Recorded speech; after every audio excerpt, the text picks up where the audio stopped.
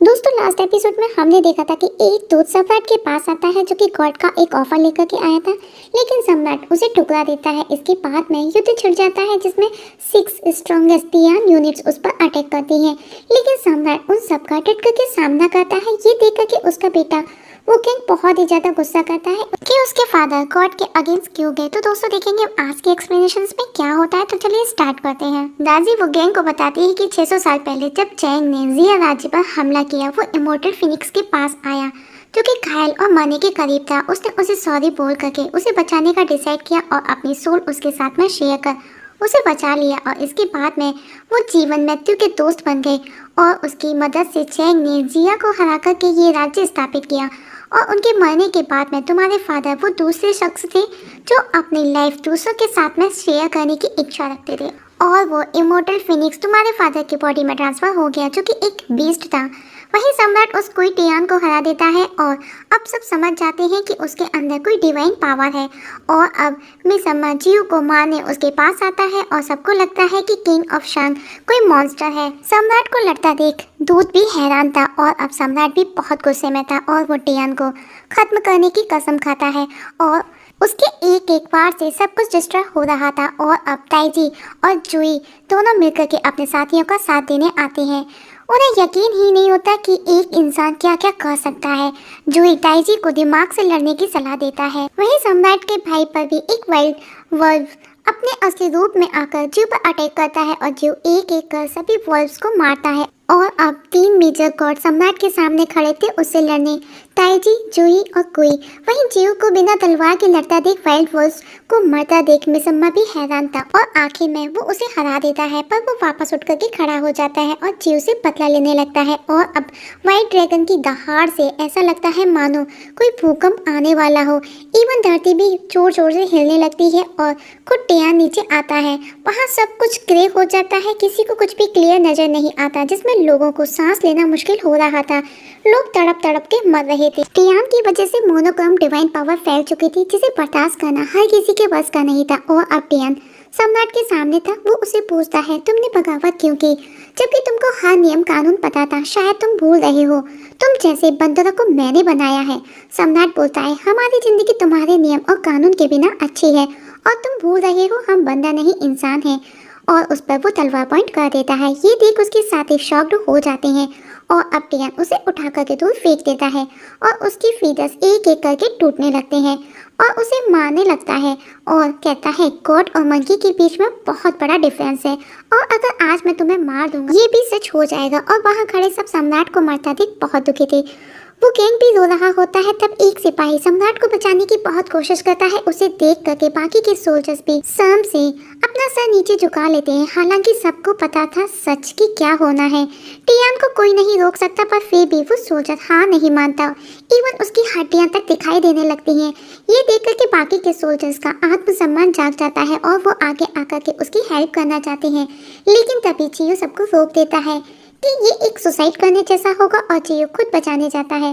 पर टियान उसकी तलवार को ही चकनाचूर कर देता है और कहता है बंदर हमेशा एक बंदर ही रहेगा, और दोनों भाइयों को वो दूर उठा करके फेंक देता है, जिसमें दोनों की हालत खराब हो चुकी थी। दोनों बुरी तरह से घायल थे, और अब किसी तरह सम्राट उठ करके खड़ा होता है। और अब सम्राट को लगने लगा कि वो मरने वाला है। उसे अपने सब याद आते हैं, पर उसने ये खुद चूज किया था।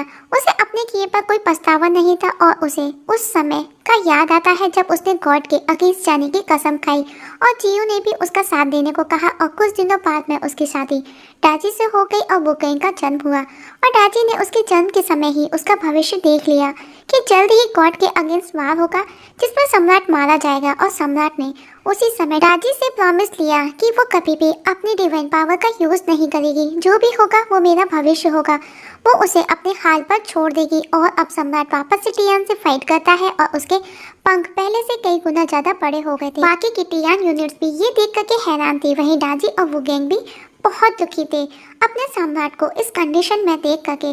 सम्राट भी हार नहीं मानता, हर बार टियान को बराबरी की टक्कर दे रहा था, पर सम्राट देखता है कि उसकी लड़ाई से उसी की जनता को परेशानी हो रही होती है।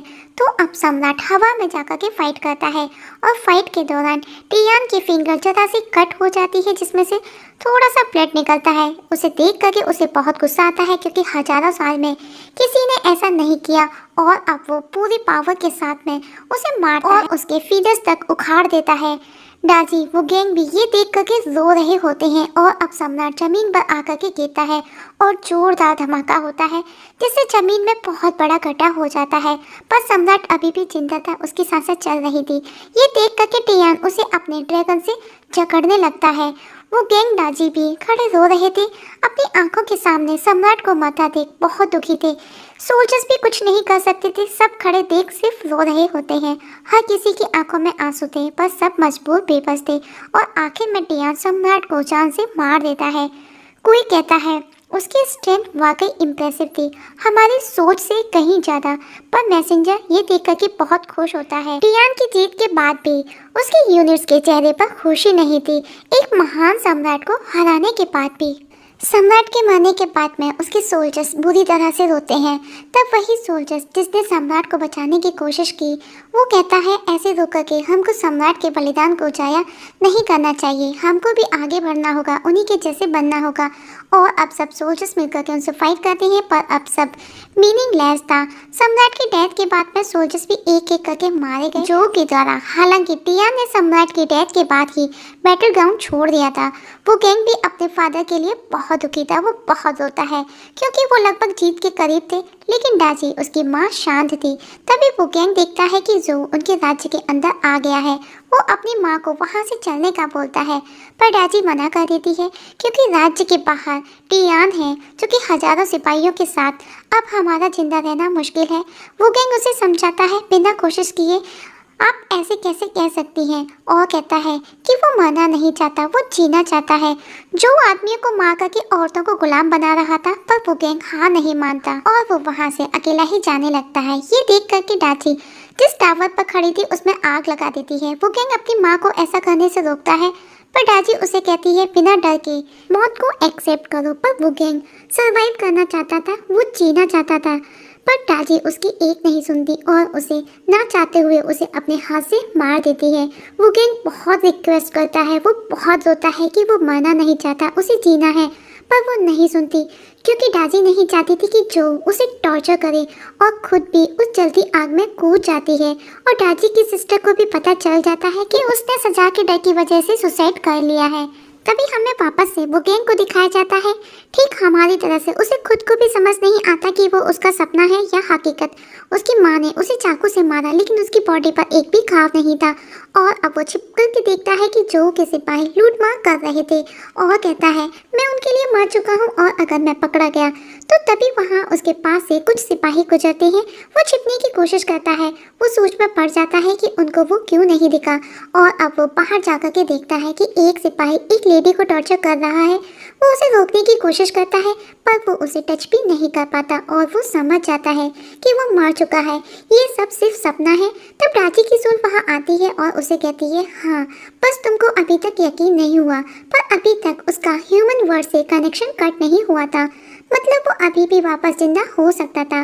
और ये सब डाची ने अपनी डिवाइन पावर से किया था और अपनी डिवाइन पावर को छोड़ते ही डाची भी मर जाएगी। और ऐसा ही होता है, जैसे ही वो अपनी डिवाइन पावर वो गैंग की बॉडी में छोड़ करके चली जाती है और अब वो गैंग को जितना जल्दी हो ऐसी बॉडी की तलाश थी जो कि ठीक उसी समय मरी हो जब वो मरा था। और जब वो उसके आसपास होगा उसे उसका एहसास भी खुद होने लगेगा और टावर के गिरने से पहले और सूरज के निकलने से पहले उसे एक डेड बॉडी को ढूंढना था। इसीलिए वो गैंग बॉडी तलाश में लग जाता है और काफ़ी तलाश करने के बाद में उसे एक बॉडी मिलती है, पर वो ओल्ड पर्सन की थी, उसे कम एज की चाहिए थी।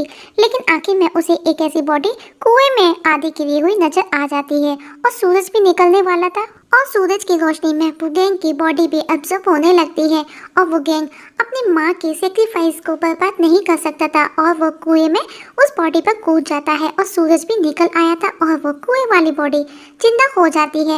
वो गैंग अपनी शक्ल को देख करके चौंक जाता है क्योंकि उसी के किसी नौकर की बॉडी थी जिसे उसने बुरी तरह से कभी हिट किया था, जिसकी चोट के निशान अभी भी उसके फेस पर थे। इवन उसने उसकी एक आंख भी फोड़ दी थी और तभी एक लड़की उसका हाथ पकड़ करके वहां से बचा करके ले जाती है और वो उससे उसका नाम पूछता है।